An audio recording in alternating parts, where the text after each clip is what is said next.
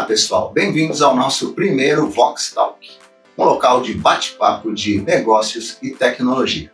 Estamos iniciando aqui uma série de podcasts onde nós vamos trazer para vocês diversos assuntos sobre empreendimento, sobre negócios, sobre vitórias, sobre derrotas, sobre tecnologia. E para esse nosso primeiro episódio, eu gostaria de contar aqui com os sócios da Vox, onde eu sou o Alcides dos Anjos e já estou na empresa há mais de 30 anos e estou junto aqui com o César, com o André e a Cris. Gostaria que vocês se apresentassem aí, por favor. Legal, obrigado Alcides pela oportunidade de a gente fazer esse nosso bate-papo. Eu sou o César Rossi, eu também já estou na Vox há mais de 30 anos aí, passando por diversas fases aí da nossa empresa, então vamos bater um papo para falar o que a gente fez nesse tempo. Legal, obrigado Alcides, obrigado César, Cris, motivo de muita alegria para mim, acompanhando vocês aí lado a lado nesses 35 anos, sem contar outros caminhos que tivemos aí ao longo desse tempo. Então estou muito feliz de estar aqui, muito obrigado pelo convite, Alcides. Eu sou a Cristiane Mingante, obrigado pelo convite de vocês. E eu estou aqui para falar um pouquinho dos acertos e dos erros que a gente teve nesses 35 anos. Exatamente, falando de acertos e erros, acredito que em 35 anos tivemos muito aprendizado aí, né? E para a gente começar a bater bola aqui, a gente está tentando ser bem descontraído, tá? Até pedimos desculpas porque nós somos muito técnicos, não artistas, tá? Então gostaria de pedir aí um voto de confiança para vocês, mas eu tenho certeza que vocês vão gostar muito dos conteúdos que nós vamos trazer. E falando de uma empresa que este ano faz 36 anos, como é que foi o início aí? Qual foi o primeiro produto? Como é que se iniciou essa jornada aí? Alguém quer pegar essa bola aí? Eu acompanhei desde o início, né? E aconteceram tantas coisas boas e tantos aprendizados, como você disse, né? Então, nós começamos uma fase na hora certa, no lugar certo, né? Uma transição da tecnologia, né? No momento em que havia os desenhos na prancheta e passaram o computador, as primeiras máquinas de comando numérico, e nós tivemos a oportunidade de, além de participar no treinamento e formação desses profissionais, também de atuar na área do software que rodava por trás de tudo isso. Interessante, André. Mas qual que era a dificuldade? Vocês tinham acesso a essa informação, essa tecnologia? Como é que era isso há 35 anos atrás? Tinham alguns percalços, algumas dores? Isso era bem complicado, né, André? A gente viveu ali uma época bem difícil. Se a gente comparar hoje, qualquer celular o mais barato tem muito mais tecnologia do que a gente tinha no passado. E a Voxel começou numa época onde a gente tinha muita restrição, né, de acesso à tecnologia. Como assim? Primeiro que nada era fabricado no país. Qualquer computador, software, praticamente tudo vinha de fora. E para você poder trazer esses computadores, para você poder utilizar essa tecnologia, que é uma tecnologia muito superior ao que se iniciava aqui, as microinformática, né, os primeiros computadores simples, a gente dependia da autorização do governo, né? Tinha lá a secretaria, né? A Secretaria Especial de Informática, exatamente. Todo e qualquer uso dessas altas tecnologias, elas deviam ser aprovadas aí por esse órgão do governo, né? Para a gente poder utilizar isso. Interessante. E era a tecnologia que vocês precisavam atuar e não tinham como trazer, ou as empresas tinham dificuldade de trazer isso? Bem lembrado, César, essa foi a maior dificuldade no início. Então, nós participamos desde elaboração da documentação a ser enviada à Secretaria Especial de Informática, porque nada podia ser importado de equipamento para que a gente precisasse. Então, esse foi um primeiro passo e essa foi bem lembrado. Mas aí vocês me lembraram um negócio bem interessante. Vocês estão falando de governo, Secretaria Especial de Informática. Isso era um pouquinho antes de 94, né? nossa moeda não estava estabilizada. Isso. Como é que era isso daí? Que era um momento de inflação gigante. Você consegue somar aí, Cris? Era complicado, porque a gente de manhã era um valor, à tarde era outro, e a gente não tinha a informação chegando tão rápido que nem a gente tem hoje através da internet, né? A gente tinha informações no dia seguinte através do jornal. Então a gente associou essa inflação e associou usar alguns índices como arroba ou até um preço de um automóvel para poder conseguir fazer uma cotação que ficasse mais ou menos dentro do... Mas deixa eu dar uma risada aqui, porque se você falar pro pessoal hoje em arroba, eles vão pensar que você controlava com um e-mail, nem tinha e-mail, né? O que era essa arroba aí? Arroba é o preço do gado, né? E era uma coisa que era mais estável na época, era mais linear, então a gente usava e através também do dólar. Só que o dólar ele alterava todo dia, né? Então a gente precisava de um índice que fosse mais fixo, mais estável. E também o valor automotivo era um grande valor que a gente usava para fazer isso. Mas da mesma forma que o dólar varia hoje a cada segundo, se você acompanha aí pelos sites da internet ou pelos aplicativos, a gente tinha, além da variação natural do valor do dólar no mercado, a gente tinha a inflação diária aqui no Brasil, né, que fazia com que as contas fossem uma sobre a outra, né? Então, mas olha como é diferente a visão. Vocês estão contando algo que, com a visão de hoje, você pela internet você acompanha tudo. Isso. Lá não, era offline, né? Vocês tinham que esperar o jornal para pegar o dólar do dia anterior, ou algum lugar que você ligava para pegar o dólar. Trabalhava só com fechamento ou no meio do dia. Se tivesse algum negócio muito importante, corria no banco para falar com o gerente e falar qual que é a cotação de agora. E mesmo assim você corria o risco de no final do dia aquele dólar estar sempre a mais do que você tinha fechado. Tem que estar atualizado constantemente. E olha aí, pessoal, a dificuldade que era empreender sem tecnologia. E falando em tecnologia, qual foi o gancho que vocês pegaram para continuar? Continuou com esse produto de treinamentos, que vocês falam muito de engenharia. Vocês desenvolveram alguma coisa? Como foi isso? A gente teve uma fase bem legal, logo bem nessa época aí mesmo. Acabou de virar o Plano Real, onde começou a trazer uma estabilidade maior de moeda para a gente. E a gente trabalhava bastante com CAX, que são a computação, né, para auxiliar os desenvolvimentos aí de projetos. Só que na época não existia como você fazer a gestão disso. Você fazia o desenho e guardava no próprio computador, né? Então foi bem complicado isso, e a Voxel ela foi uma das pioneiras aí do mercado, onde nós desenvolvemos um primeiro PLM, né, onde a gente conseguia gerenciar todo o histórico do que estava sendo desenvolvido. E nem se chamava PLM, né? Não tinha essa sigla PLM. PLM virou bonitinho agora, né?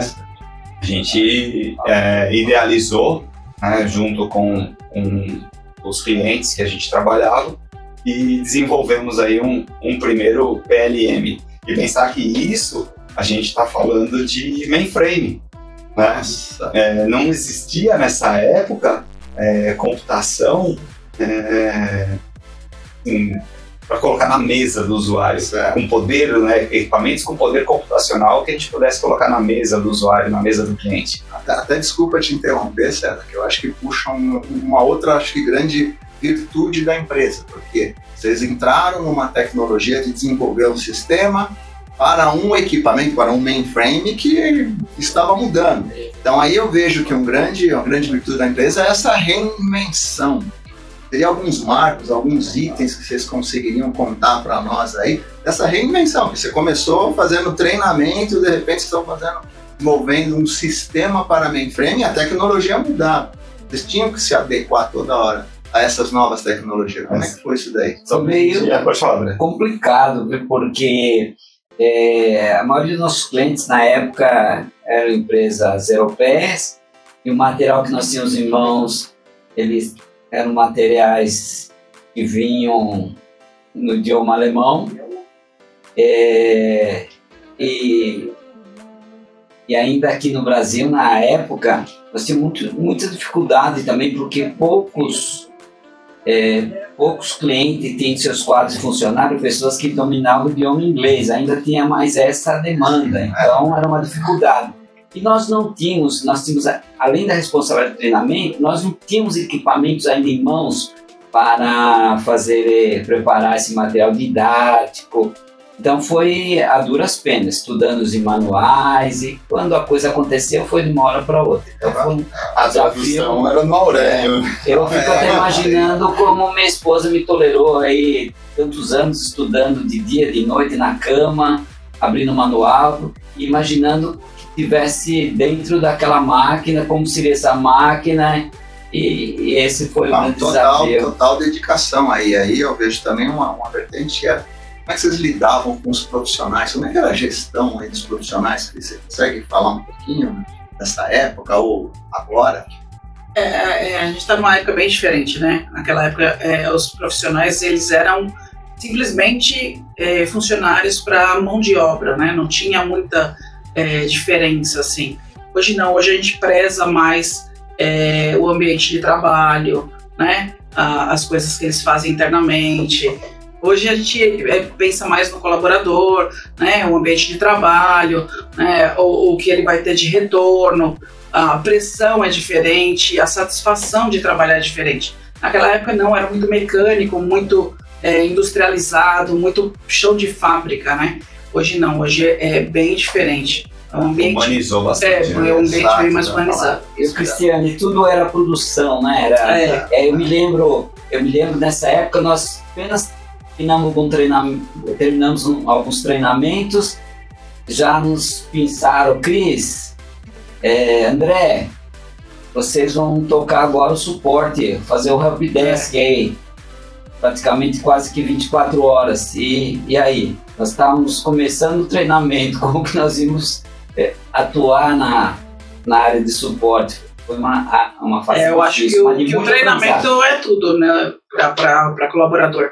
É através dele que ele tem o conhecimento, né, e adquire o que precisa para poder trabalhar na área.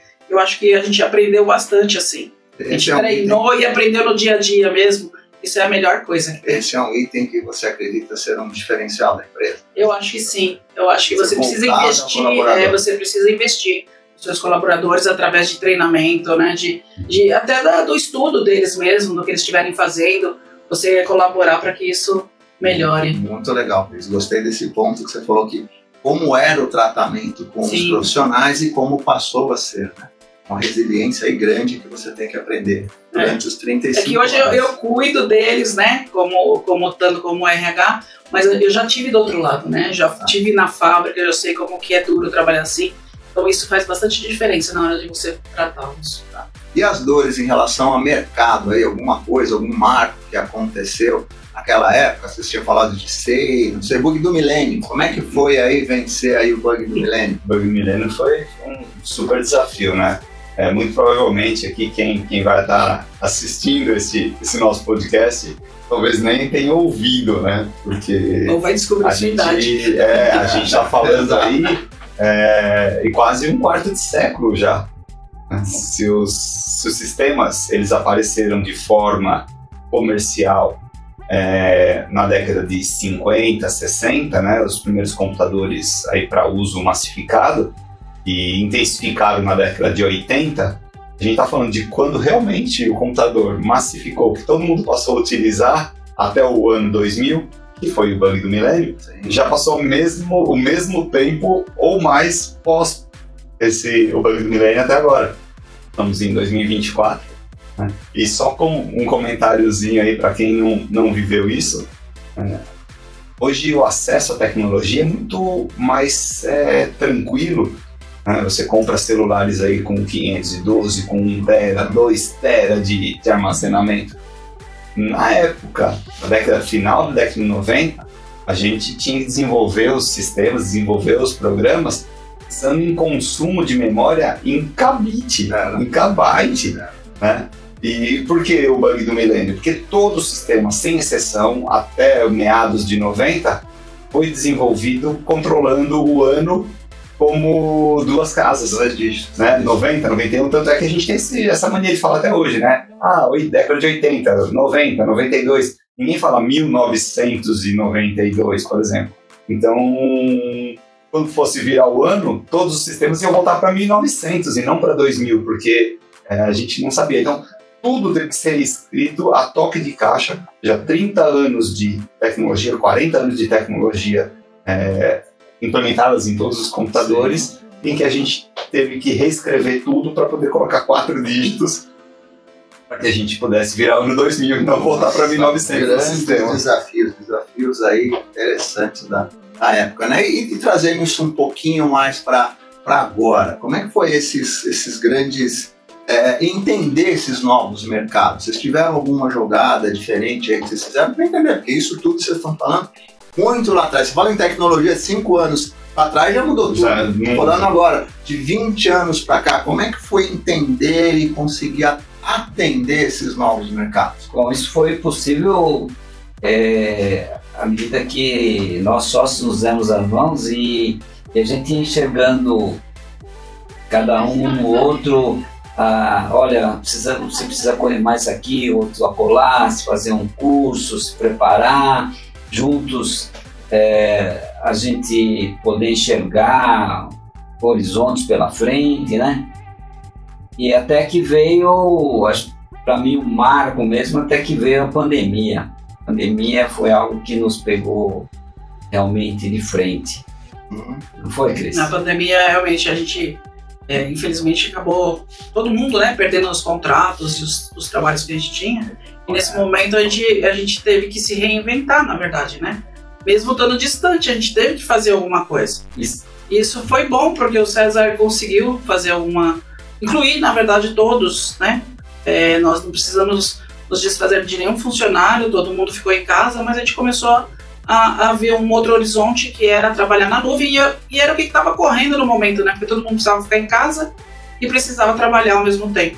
E aí a gente conseguiu fazer esse treinamento que foi muito bom para toda a empresa. Isso me fez lembrar, dou um passinho para trás, e nós já vimos nós estamos com 2 grandes clientes ao longo dos anos, navegando de braçada, de repente também os contratos eles foram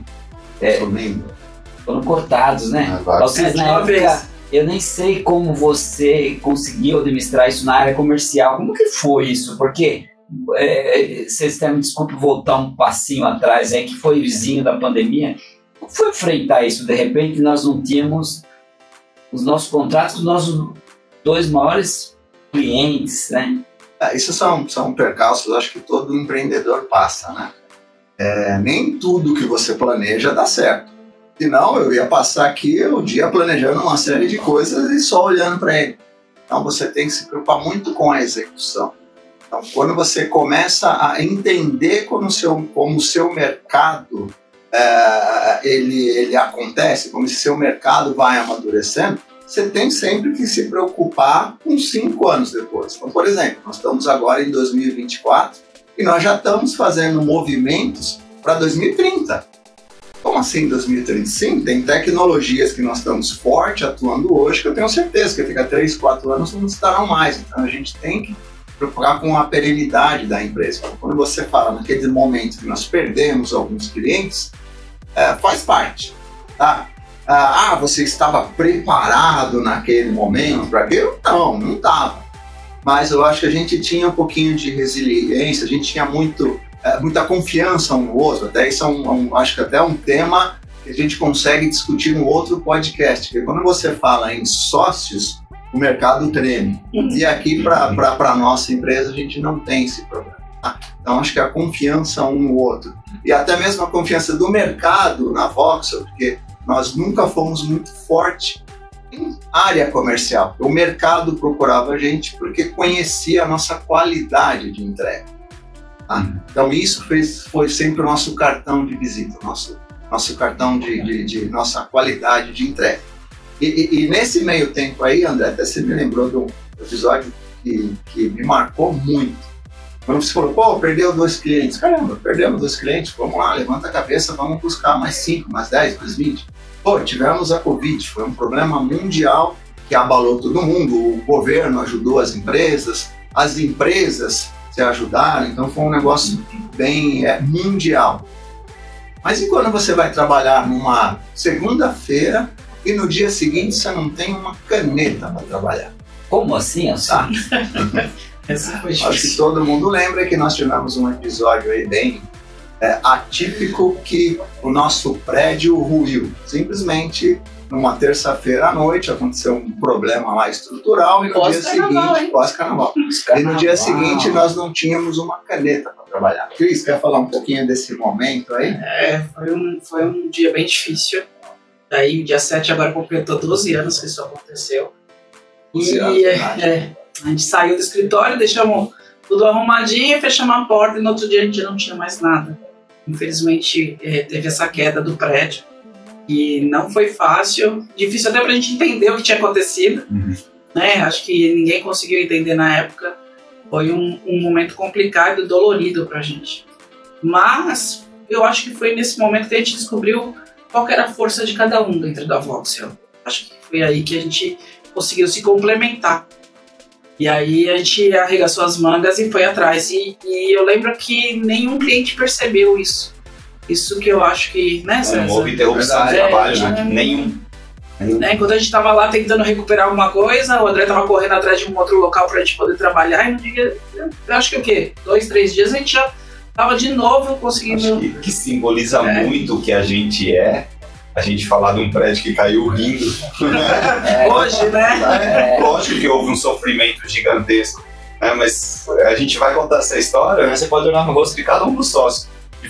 Mesmo tendo sido um sofrimento gigantesco, o quanto aquela situação nos uniu, nos impulsionou para a gente ser o que a gente é hoje. A gente descobriu uma vitória. Uma força. Poder falar disso rindo é muito engraçado. César, né? aí a gente agradece muito a Deus, né? Porque foi uma tarde e noite e geralmente o Alcides ficava até um pouco mais tarde, até sobrar um tempinho pra gente fazer o nosso lazer, lá bater um tênis, e aquele dia ele teve uma emergência familiar, precisou sair um pouquinho mais cedo, senão o local que estava estacionado o carro dele, aquela região do nosso. Onde caíram todos os escombros. Onde caíram os escombros, exatamente. E me assustou bastante também, principalmente no outro dia, sabe? Quando a gente viu lá que estava tudo lá e o César se meteu lá no meio dos bombeiros, vou pegar isso, vou pegar aquilo. Como foi aquele dia, César? A Defesa Civil e os bombeiros organizaram uma fila para ir buscar documentos, né, da parte do prédio que não tinha ruído. E nós entramos nessa fila lá e subi, abri as gavetas lá para pegar os documentos pessoais, todos os documentos da empresa. Voltamos a falar, a gente mandou somente 12 anos atrás. Não tinha nada em nuvem, tudo era papel. Não tinha nada armazenado. Deixa eu pegar essa vertente aí pra você ver como a tecnologia muda. Eu falei, 5 anos atrás mudou tudo. Naquela época, a minha preocupação, sabe qual que era? Não era porque caiu o servidor. Eu tinha que pegar o talão de nota fiscal. Senão eu não conseguia faturar o que nós estávamos trabalhando. Isso faz 12 anos, foi outro dia, né? Outro dia. Talão, tinha que ser feito na mão. Aí a gente subiu aquelas malas de viagem, na época que a gente podia viajar com aquelas malas pesadonas. Colocamos todos os talões de nota, todos os documentos. Né? Consegui abrir todos os servidores e arrancar todos os HDs, joguei lá também. A defesa falou, não, só documento pessoal. Saímos catando tudo, né? O que eu preciso sobreviver, né? A vida da empresa tava lá, não tinha nada, né? O máximo que a gente tinha, talvez fosse o Gmail devia ter alguma coisa que não era local, mas o Gmail não era a nossa ferramenta. A gente usava outras ferramentas, então era só coisa pessoal que não tinha perdido. Uma coisa que me fez lembrar, você estava falando lá depois, vamos ver, a pandemia, o corte dos contratos, a gente fala 2 clientes, mas não eram 2 simples clientes, nenhum, todos os clientes são importantes, tá, mas são clientes que têm o nosso maior faturamento, né? E quando você falou que nós não tínhamos nada em nuvem, eu lembro que veio a pandemia, em vez de ficar parado, nós fomos se preparar, né? Você, sua equipe toda de TI, fazendo os treinamentos, como foi? O que vocês fizeram naquela época? Foi bem legal esse comentário que você fez, André, porque traz assim, uma linha, né, do tempo aí. A gente começou aqui no início do podcast, né, falando dos treinamentos, citei mainframe, né, Secretaria de Mercado. A gente começou trabalhando com mainframe, computador não era nada. Depois a gente migrou para as workstations utilizando Unix, né? Você fala Unix hoje no mercado, só se entende Linux. Né? Pode ser qualquer um dos fabricantes, mas só se entende Linux. Por quê? Porque eles rodam em equipamentos comuns, né? Simples, os equipamentos que a gente vê no mercado. Né? Só que a gente não usava essa tecnologia. Depois que a gente passou a utilizar a tecnologia com o Windows. Depois de Windows, a gente passou a colocar os equipamentos em rede e tudo mais. Olha só a dificuldade toda que a gente passou. E chegando nesse ponto que você comentou, bem na pandemia a gente estava estudando, né? Vamos para cloud, não vamos para cloud, porque sem perceber hoje, todo mundo usa cloud. Né? Todos os e-mails praticamente estão na nuvem. Todo mundo tem alguma assinatura de streaming em casa, que é assistir filme, que está na cloud. Banco é cloud. Banco é cloud. Né? Se você pensar, tudo hoje utiliza cloud. Então a gente achou que isso era um momento. Né? Tínhamos, com a interrupção de alguns contratos, passamos a ter um pouco mais de tempo livre, criamos aqui na Voxel uma sala segura. Segura em que sentido? Um afastamento mínimo de 5 metros, com toda higienização, com máscara, tapete na entrada, com higienização. Ou seja, criamos um ambiente, montamos uma sala de estudos aqui e certificamos todos os profissionais de TI da Voxel, né, na área de cloud, em mais do que um fabricante. Né? Nós pegamos clouds de diversos fabricantes, certificamos em diversos. E mesmo o pessoal comercial, né, pessoal que não é técnico de TI, nós fizemos todo o treinamento para que toda a Voxel se preparasse para esse novo mundo. Sensacional. Vocês conseguiram pegar aí um momento de problema no mundo e usaram como uma grande alavancagem de conhecimento para a empresa. E falando em conhecimento, como é que vocês estão olhando para frente? Quais são os novos desafios aí? O que vocês estão imaginando aí para frente? Bem pincelado, porque eu sei que falar do passado é um pouco mais fácil. Uhum. E olhando daqui para frente? Daqui para frente, eu gostaria de fazer um questionamento para a Cris, que com a gente convive com um problema e para nós não se tornou um problema, né? Me chama muito a atenção hoje, principalmente as empresas, a dificuldade de mão de obra, dificuldade principalmente na área de tecnologia da informação, né? E quando a gente fala de turnover das empresas, elas são medidas geralmente entre 1 ano, tá? Mas eu vejo que já nós estamos beirando aí 3 anos e um turnover praticamente indo a zero. O que você acha que deve a isso, Cris? Eu que sou um cara que veio do RH também, então eu levo muito para esse lado da gestão de pessoas. Hoje manter as pessoas, né, essa geração que está entrando, elas são um pouco mais difícil, porque elas não se prendem a nada, na verdade, né? O que prende realmente é você conseguir conversar com eles, você manter o ambiente, você dar benefícios, por mais que a gente fale benefício, mas tem outras coisas além de refeição e transporte. Existe academia, existe um treinamento de oratória, então você vai moldando, né, os seus colaboradores. Isso eu acho que ajuda bastante. E o tratamento com eles tem que ser diferenciado, né? Tem que ser uma coisa mais amigável.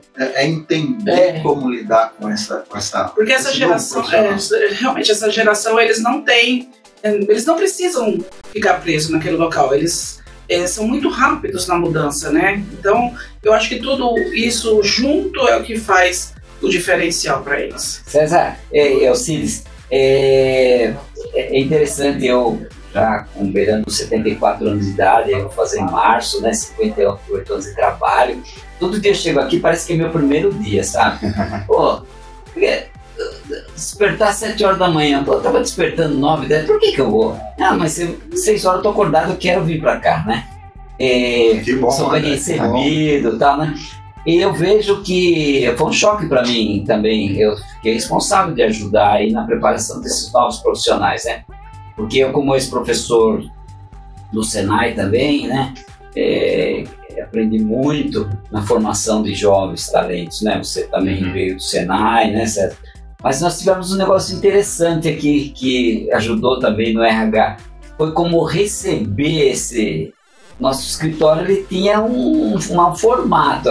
Aí, de repente, nós chegamos à conclusão: o que a gente podia fazer para receber esses jovens, reter eles, além do clima organizacional e tal? O que foi feito, César?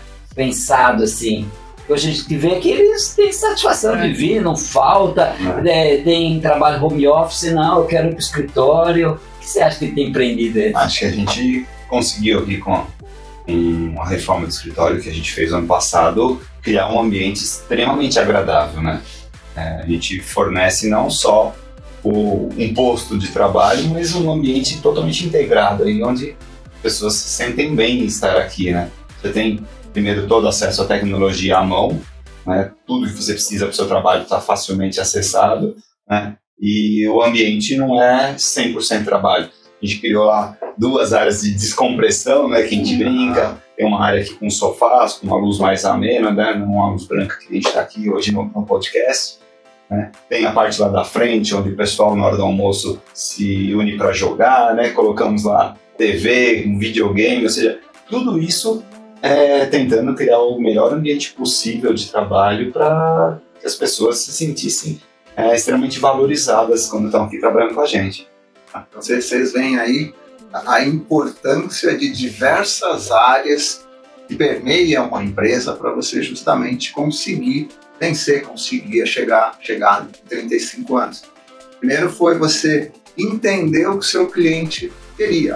Treinamento, apareceu um suporte, apareceu. Segundo é você conseguir ter resiliência e vencer os percalços, né? Uma secretaria especial da informática, um bug do milênio, um Covid, uma queda de um prédio, você tem que estar preparado com isso. Depois, a própria mudança do perfil do profissional. O profissional antigo, o Baby Boomer, uma geração X, é totalmente diferente dos 2000 agora, né? Totalmente diferente. Então você tem que entender e se adaptar a esse tratamento.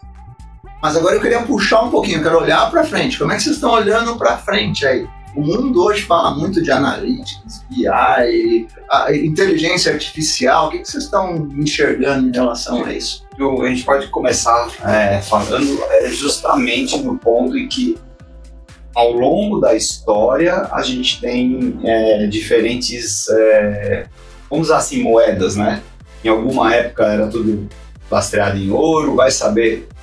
nos primeiros séculos, como que era o valor das coisas, se era por quantidade de animais, depois a gente passou a realmente trabalhar a moeda, e hoje eu não tenho dúvida nenhuma que o bem mais importante de qualquer empresa, seja ela de tecnologia ou não, é a informação. A empresa ela sempre tenta estar preparada para tratar a informação. Então, hoje, como você mesmo citou, BI, Analytics, tudo muito lindo, visual, né? Ajuda a vender as ideias, como está a empresa naquele momento, através daqueles gráficos. Mas se a gente não tiver uma ótima fonte de informação, isso é complicado. Então, o uso de inteligência artificial, novas tecnologias aí, estão sempre aí no nosso radar, porque hoje eu acho que o maior valor que uma empresa pode ter é saber lidar e ter a melhor informação. Algo interessante, o maior valor, né? Eu acho que a gente já está chegando aqui no final do nosso bate-papo e a gente conseguiria ficar conversando aqui mais 3 dias. Mas quando você fala em maior valor, gostaria de uma pincelada de vocês aí, 35 anos. Qual foi aí a gotinha que vocês acham que foi fundamental aí para a empresa permear esses 35 anos? Foi o item onde a empresa atuou, ou um DNA delas, da empresa, que vocês falam, puxa, isso valeu a pena para esse DNA da empresa que eu vejo ao longo desses anos é a ética, a transparência, é acreditar naquilo que não dar o passo maior com a perna, mas acreditar naqueles desafios. Nós tivemos um convite há um tempo atrás aí de startar uma fábrica. Nós nunca tínhamos startado uma planta, mas nós, em função da nossa formação aqui diversas, né? Todos viemos de chão de fábrica aqui. Você fez Senai, foi modelador, fui ferramenteiro. Você, antes de entrar na área de informática, você um dia me contou que queria ser. Seu pai falou para você que queria ser o quê? Eu queria ser torneiro mecânico. Na verdade, eu sempre fiz, né? Mas eu entrei na área de tornearia, mas não era. Aqui na formação nas Belas Artes, ajudou a coordenar vários projetos aqui da área automotiva, dentro da empresa, fora da empresa. Então eu vejo que essa força, essa união é o que nos mantém vivo. Eu tive a oportunidade de trabalhar em 2 grandes empresas que eu amo de paixão, mas são gigantes. De uma hora para outra, por alguma decisão, você corria muito risco de permanecer. Consegui permanecer longos anos nessas empresas também, né? Mas é impressionante a segurança que a empresa traz para mim no dia a dia, que é a nossa união. Eu acho que a nossa confiança, né, uns nos outros, a gente não esconde nada de ninguém, a gente conversa naturalmente tudo que está acontecendo e decide junto. Eu acho que isso é o maior valor que a gente tem, é compartilhar. A gente não é porque ele trabalha em TI, ele trabalha com engenharia, trabalha com PH, não existe diferença, nós somos uma empresa só, então eu acho que isso é a melhor parte. Legal. Acho que a união que a gente tem entre os sócios, a gente consegue transmitir isso para toda a equipe. Então, lógico que existe hierarquia na hora de tomar grandes decisões, mas a gente consegue fazer com que todo mundo, né, todos os funcionários, nossos colaboradores, o pessoal que está aqui com a gente, se sinta parte realmente da Voxel, né, e que tem um valor bem grande aí para agregar. Então acho que esse é o ponto. Eu queria jogar para uma semântica um pouco diferente. Eu acho que um componente do nosso DNA que é bem importante, eu acho que eu nunca falei para vocês também, é o saber ouvir. A gente escuta bastante, não só o nosso cliente, como o nosso colaborador e o mercado. A gente perde um tempo ali escutando, puxa, como é que eu vou resolver isso que está aparecendo? Às vezes nem apareceu, mas isso tende a virar isso aqui. Então você começa a fazer uma leitura, você começa a escutar bem o mercado.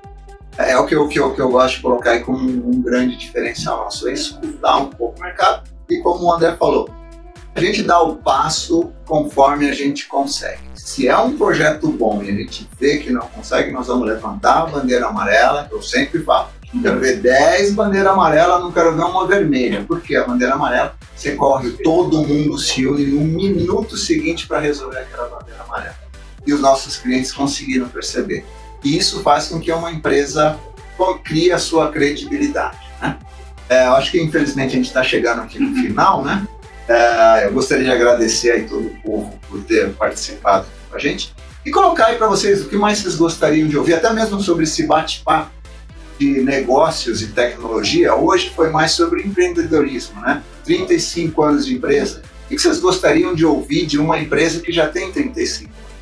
Se você pegar hoje um catálogo de empresas de TI, duvido que vocês vão encontrar diversas empresas como uma Voxel, como a nossa empresa que chegou nesse marco. Então, vai lá, se inscreve no canal, curte a gente, peça os assuntos que vocês querem, que a gente vai buscar. De início, nós estamos fazendo bate-papos aqui com o nosso time, que nós temos bastante conhecimento aqui, mas logo em breve nós estaremos convidando pessoas de mercado para trazer para vocês informações melhores ainda, tá bom? Gostaria de agradecer aí. Muito obrigado. Muito obrigado. Sigam a gente lá, tá? Obrigadão, Cides. Obrigadão, André, Cris. Obrigadão. Muito legal. Feliz em participar desse nosso bate-papo. E até a próxima. Até a próxima. É isso aí. Esse é o primeiro, hein? Vamos lá. Obrigado, pessoal.